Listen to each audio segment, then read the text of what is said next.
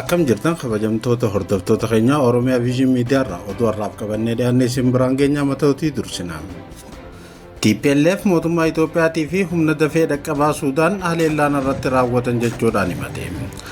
Paartiin naannoo Tigraay bulchaa jiru kun haleellicha aarsaa wareegamtoota keenya kabajaa hin dhoowwanneen ofirraa qoladheetiin jira jedhe.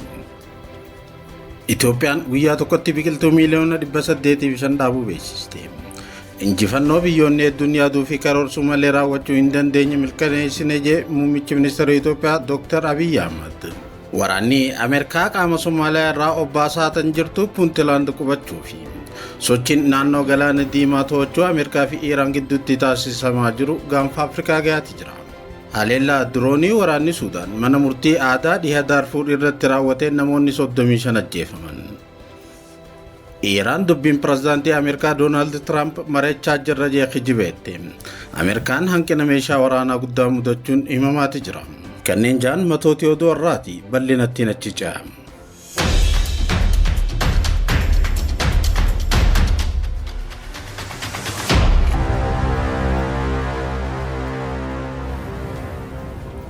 TPLF mootummaa Itoophiyaatii fi humna dafee dhaqqabaa Suudaan haleellaan irratti raawwatan jechuun himate.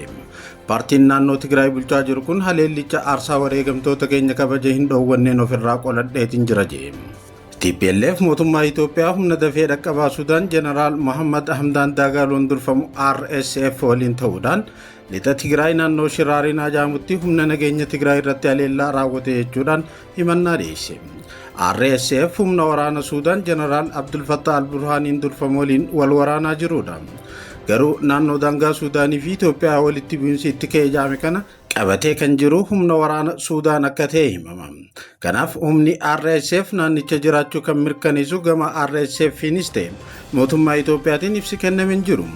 Himannaa TPLF kanarratti gama mootummaa Itoophiyaatiin hanga ammaatti wanti jedhame hin jiru. Ministeerri muummee Itoophiyaa Dr. Abiy Ahmed waggaa lama wal waraanurra waggaa 20 karaa nagaan mari'achuu wayya jeetti ture. Garuu TPLF dibbee waraanaa rukutuu jaalata jechuudhaan himatee ture.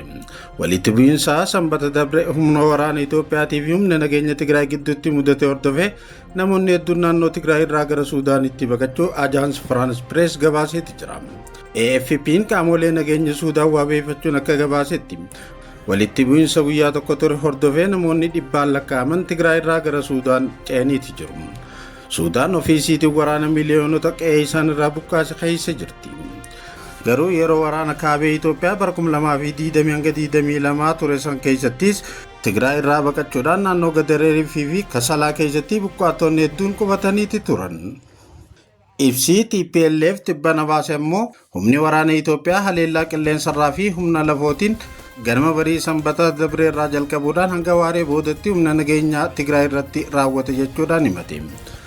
Humni nageenyaa Tigraay aarsaa wareegamtoota keenya kabajaa hin dhoorkanneen haleellicha haala gaariin qolateeti jira jedhe TPLF. Mootummaan Itoophiyaa waa'ee walitti bu'iinsa kanaa ibsa kanneen qabu. Garuu TPLF gootummaan ofirraa qoladheetiin jira jechuudhaan ibse. Mootummaan Itoophiyaa rakkoo siyaasaa naannoo Tigraay mariin furuu akka barbaadu irra deddeebiidhaan himaati ture. Dabalataan TPLF humnoota faallaa mootummaa Itoophiyaa dhaabbatan akka Eertiraa fi Masrii waliin ta'uudhaan Itoophiyaatti waraana kaasuuf akka socho'aa turu komata mootummaan Itoophiyaa. Dhiyeenya TPLF waliigalteen Piriitooriyaa akka diigame ibsuudhaan pirezidaantii yeroo naannichaa mootummaan muude Jeneraal Taaddasaa Warradaa aangoo irraa buusuun Dr. Dabratsiyoon Gabramikaa'el muuduun ibsan. Aangoon Leetanaal Jeneraal Taaddasaa waggaa tokkoof dheerachuu kan morme TPLF filannoo waggaa 6 dura taasifameen mana marii mootummaa Tigraay hundaa'ee hojiitti deebise. Erga Jeneraal Taaddasaa Warradaa aangoo irraa bu'ee bakki isaan ga'een hin beekamne. BBC afaan Tigriffaa maatii isaan irraa akka iyyaafatetti hidhaa dhaabbii irra akka jiran akka itti dhaga'ame himan jechuudhaan BBCtu gabaase. Itoophiyaan guyyaa tokkotti biqiltuu miiliyoona 805 dhaabuu beeksiste. Injifannoo biyyoonni hedduun yaaduu fi karoorsuu malee raawwachuu hin dandeenye milkeessine jedhe muummeen ministeera Itoophiyaa Dr. Abiy Ahmed. Mootummaan Itoophiyaa har'a duula ashaara magariisaa waggaa kana eegalchiisuu beeksise. Itoophiyaan duula ganna kanaa qofaan biqiltuu biiliyoona 8 dhaabuudhaaf qabatte keessaa guyyaa jalqabbii har'aa qofatti biqiltuu miiliyoona 800 dhaabuuf karoorfatte baree har'aa ifatti duula misooma magariisaa bara kanaa ifatti labsite. Ministeerri muummee Itoophiyaa Dr. Abiy Ahmad ibsa galgala kana kennaniin guyyaa har'aan tanaaf biqiltuun miiliyoona 805 dhaabamuun karoora qabamee ol milkaa'uu mirkaneessan. Kun injifannoo biyyoonni hedduun yaaduu fi karoorsu malee raawwachuu hin dandeenyedha jedhe Dr. Abiy Ahmad.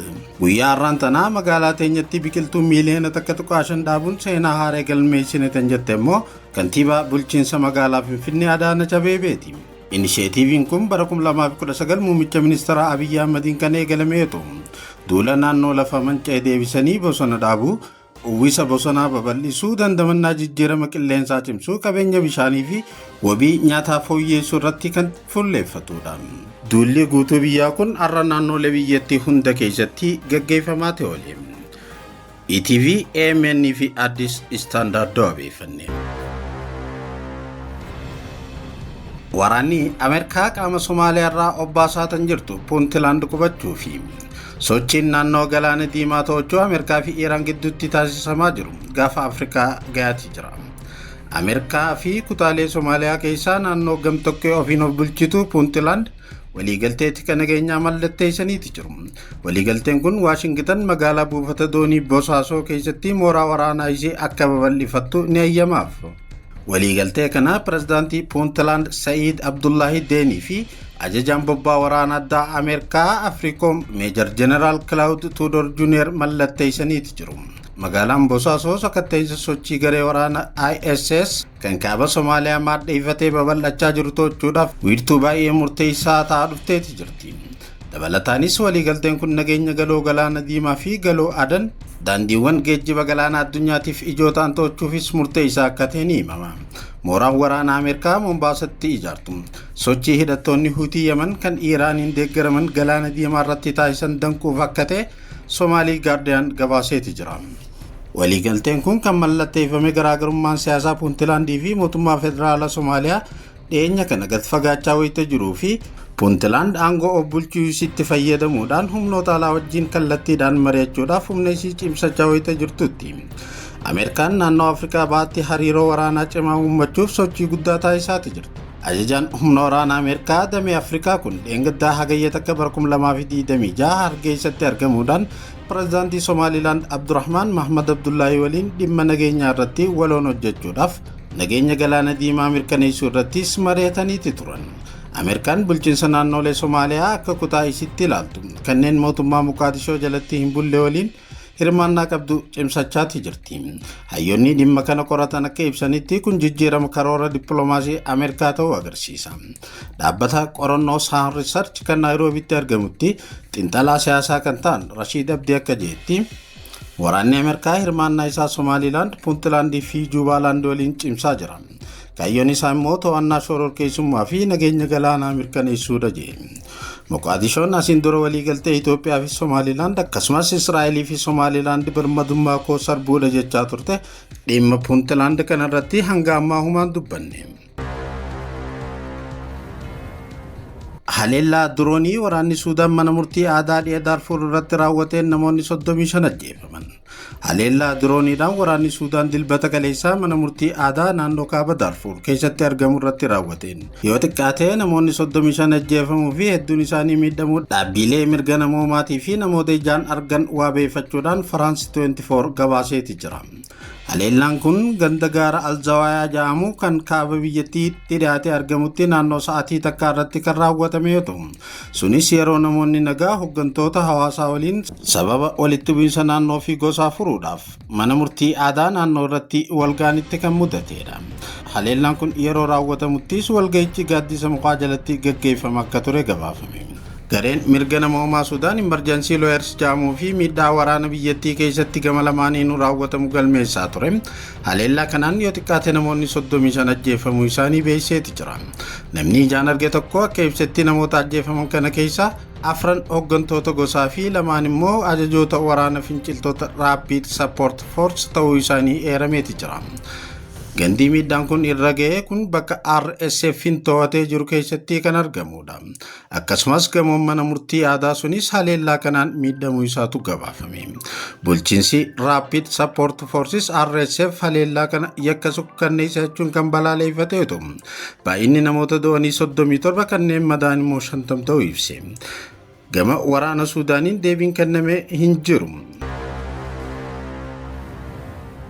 Oduu teenya xumuraatiin Iiraan dubbiin pirezidaantiin Ameerikaa Doonaald Tiraamp mari'achaa jirra jee kijibeette. Ameerikaa hanqinni meeshaa waraanaa guddaan mudachuun himamaati jira. Iiraan isa pirezidaantiin US Doonaald Tiraamp mariin Iiraan wajjin waraana dhaabuu irratti xiyyeeffate wixxata eegala jechuun ibse dhugaa akka hin taane beeksifte. Tiraamp yaada dilbata kaleessaa kanneen Iiraan irratti haleellaa dhaqqabee hin beekne raawwachuudhaaf qophaa'us Iiraanii fi michoonni US isa dhiisanii akka mari'atan gaafachuu isaaniitiin haleeluu dhiisuu beeksiseeti ture. Mariin itti fufinsaan waraana dhaabuu irratti xiyyeeffatus wixxataarraa waaree booda akka eegalu Tiraamp dubbatee ture. Ibsa sanbata wayita xayyaara Air Force One koru kenne keessatti Iiraan hammeenya haleellaa raawwatamuuf jiru qophii godhamurraa ni beekti jee. Nuti isa mari'achiisaa turre. Marichi borusaa booda eegala jechuudhaan dubbate.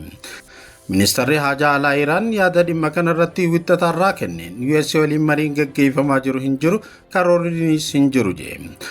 Dubbii himaa ministeerichaa Ismaa'il Baaqee Iiraan Oomaan waliin mariirra akka jirtu dubbate.